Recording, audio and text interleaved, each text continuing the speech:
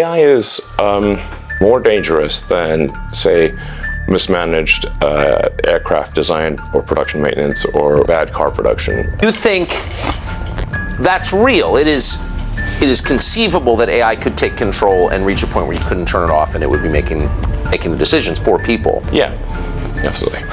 The danger of AI is much greater than the danger of nuclear warheads. Are you hearing this? Listen. Mark my words, AI is far more dangerous than nukes. It could be. It could I try be. to convince people to slow down AI, to regulate AI. Regulate? Slow down? It's futile. I tried for years. The biggest issue I see with so-called AI experts is that they think they know more than they do. And they think they're smarter than they actually are. Do you believe what he just said? He just said that AI is smarter than those who actually created it. Sounds like it's like doomsday. Yet this is supposed to be one of the smartest guys in the world when it comes to AI. He owns Tesla. He's got SpaceX sending rockets up into the moon, right? Up into space. He's disrupted markets. So he's trying to tell us something. Like, do you believe that AI could take over the world? Do you believe that AI could harm your business or your family? Do you believe AI could actually kill you? As I was saying, like, Elon killed my legacy, killed my family. Do you believe that that's possible? My son was saying the other day, or today actually, he was saying to me how AI is just as smart, is only gonna be as smart as its operator.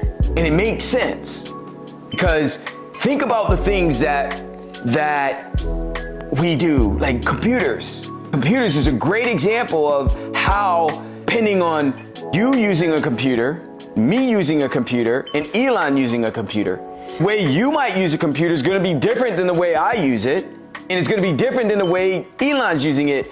In some cases, in a big way, and in some cases, in a little way.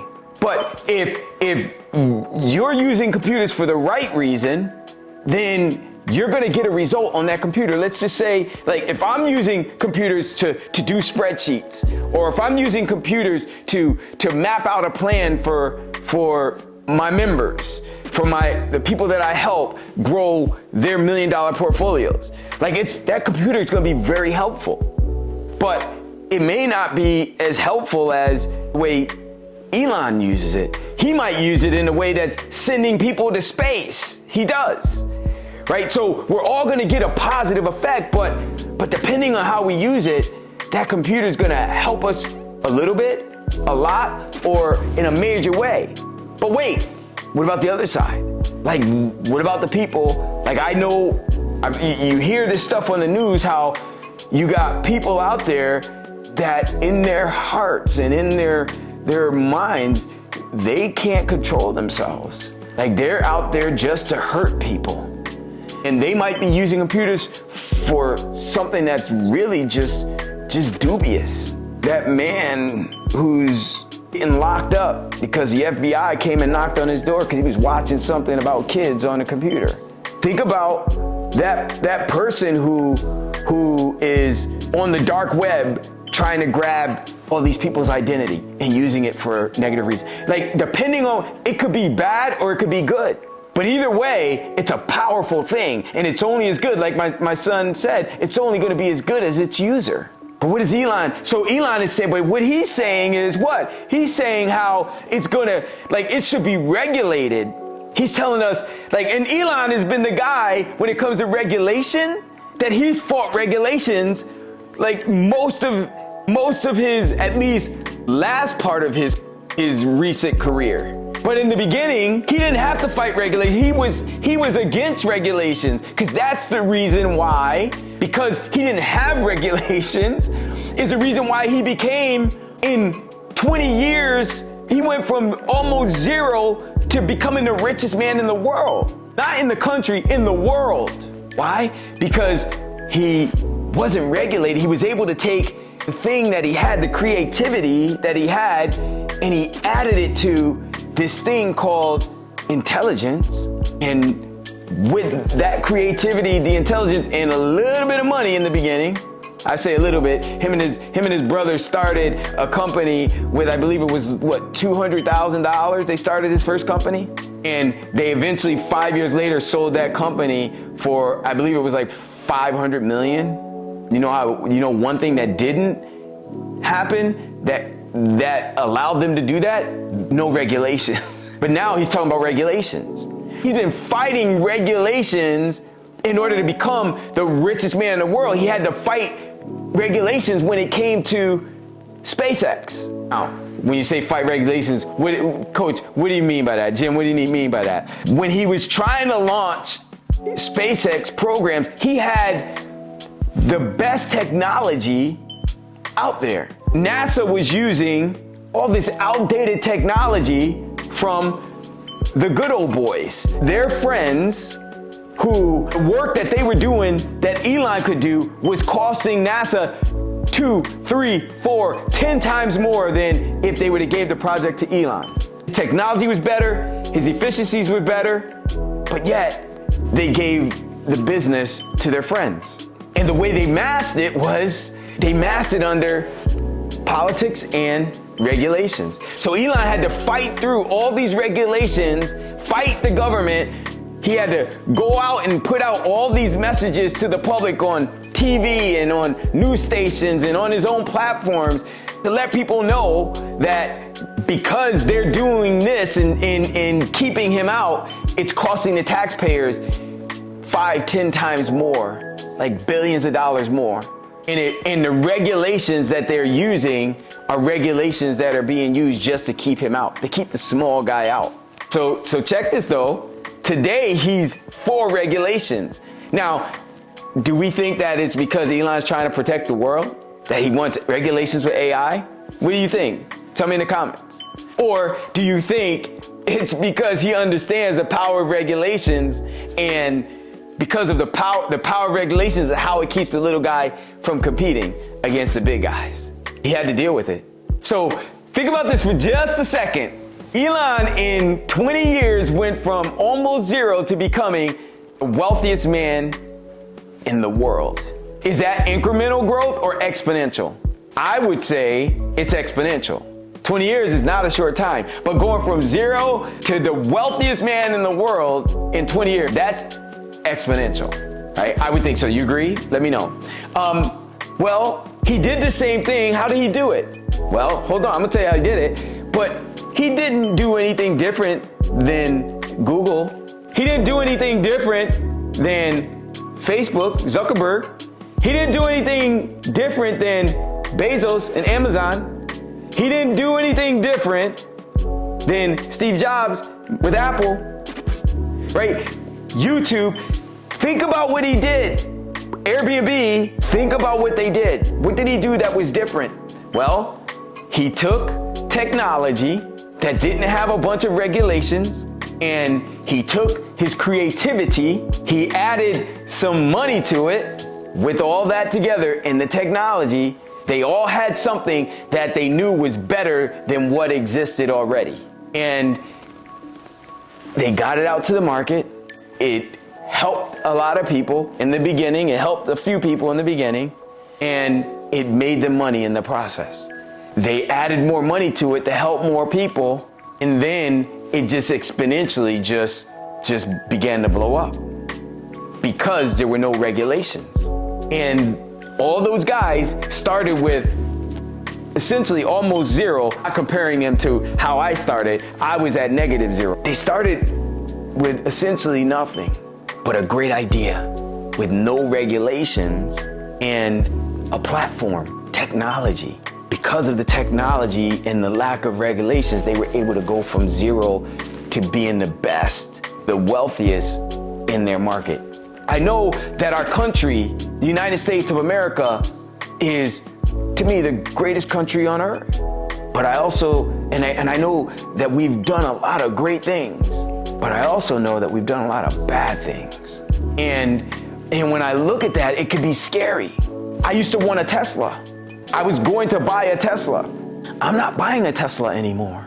Like, even now when I look at them, I'm like, dude, like, man, I was going to get one. And I don't even really have a desire. You want to know why? Because we have a history where when we've given so much control to people in power that they do things to keep control. They wipe people out to keep control. You got young black millionaires, new millionaires. You got young Latino millionaires, new millionaires. You got young white millionaires, new millionaires. You got young Asian millionaires, new millionaires. And when we're coming up through the ranks, somebody's getting threatened. Somebody's getting threatened. Somebody might feel threatened. And when they got the control over my vehicle, AI, where you got these autonomous vehicles that can drive you and take control of your wheel, it could look like an accident and it ain't an accident. So, like, you might think it's conspiracy. I might be crazy. You think I'm crazy? Is it possible? Like, think about that for a second. That's possible. And, you know, we got families and kids but AI is just as good as its user. In this case, though, I don't know, because I could be in control of my vehicle, but if they got that kind of control, they have that kind of technology, I could get run off the road in the middle of the night, and it might look just like an accident. So I don't want a Tesla anymore. And I'm not crazy. I'm not a spooky kind of guy, but I know that stuff is real. Why? Because think about some of the stuff that's happened in our past, in our history. So think about Airbnb, for instance. Like, Airbnb is my family's business.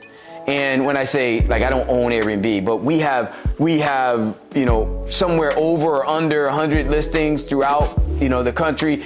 My students, we have, you know, thousands and thousands of listings all over the world. And AI is a part of Airbnb. Airbnb was one of those disruptive markets.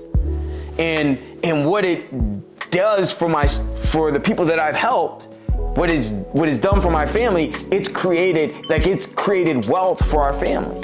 It's created financial freedom for thousands and thousands of people that I've helped, tens of thousands of people all over the world. But it wasn't a process, it wasn't a platform, it wasn't a business that was welcomed. When I say it was welcome, it wasn't welcomed by the people who actually controlled the hospitality industry, the Marriotts, right? All the hotels, the Sheratons, the Hyatts, the Hiltons, the Holiday Inns, like, they didn't welcome it, but in the beginning, they didn't care. They didn't care. You just got another guy out there with an idea. Okay, he's having a little success. Like, we making billions of dollars. You ain't no threat to us. Well, after about 5 years, he became a threat, because now when people were traveling, they weren't just thinking about hotels. They were thinking about Airbnb for real. And they weren't just thinking about it, but they were actually using it. And now you got where they may have like 1% of the market share. They're still really small. Okay, I ain't thinking about them that much, but they're starting to cost me some money. Like, cause now instead of everybody booking hotels with us, you got maybe 1,000 people that are in this city that booked an Airbnb. It's costing us some money because of technology and a little bit of money that they started putting behind it. It started really affecting the market share, 2 and 3, and now it's costing them tens of millions, hundreds of millions of dollars. And what did they do? They didn't just say, oh, okay, that's cool, we'll welcome you in, come on in, great job. No, they didn't say that. What did they say? They said, John Boy, I know you're a senator, right? Now this comes from the Jack Ryan. All right, Senator, paid you a lot of money over the years. You got this guy over here with Airbnb. It's costing us hundreds of millions of dollars. Do something about it. Click. You saw it. Like, Airbnb had to fight all these regulations in these little cities now. They're starting to fight all the regulations, and they were masked as political statements that Airbnb is messing up neighborhoods, is the reason that the rents are so high or climbing and people can't even afford to live anymore because Airbnb is forcing them and taking them out of their homes. Those were the things that were happening a lot and are still happening, but not as much. Why? What happened? Because as Airbnb started gaining steam, they started making some money. They started putting some money into attorneys that could, kind of put the brakes on some of that stuff while they continued to grow on the other side. And then what did they do? They went public and they had an IPO, initial public offering of $62 billion. They became the king of the mountain. They became the largest in the hospitality industry, knocking off Marriott, Hyatt, Hilton, Sheraton, Holiday Inn, knocking all of them off the top of the mountain. They didn't own any hotels or any properties. It was just because of their what? AI platform. Do you believe that it's possible that you could do the same thing? Like if you have an idea, you have a platform, whether it be, Google or you got access to the internet, you got a platform, you got an idea, you got a gift God's blessed you with, and a vision, and you really believe that you could disrupt the market. What I mean is that the thing that is traditional right now, what everybody does, that you could come in and do something that's different to serve the same people in that market, but serve them in a way that's 5 and 10 times better. Do you think you could do that? And if you think you can, or you think you can't, either way, I'm going to tell you, Henry Ford said this, you're right. If you think you can or you think you can, you're right. If you believe that, then Elon's no better than you. How big is your vision? And how much do you desire it? If this video was helpful, put it in the comment. Let me know. I love to see your comments. I may even comment. Share it with someone too. Subscribe to the channel. Share it with someone if it's a blessing. Right? But listen, I'm here to tell you, if you have that vision, you're just as capable as all those people. Disrupt the market, become the king or the queen of your castle, of your hill. And guess what? I'm going to see you at the top. I'll see you at the next video. You got this. And God bless you.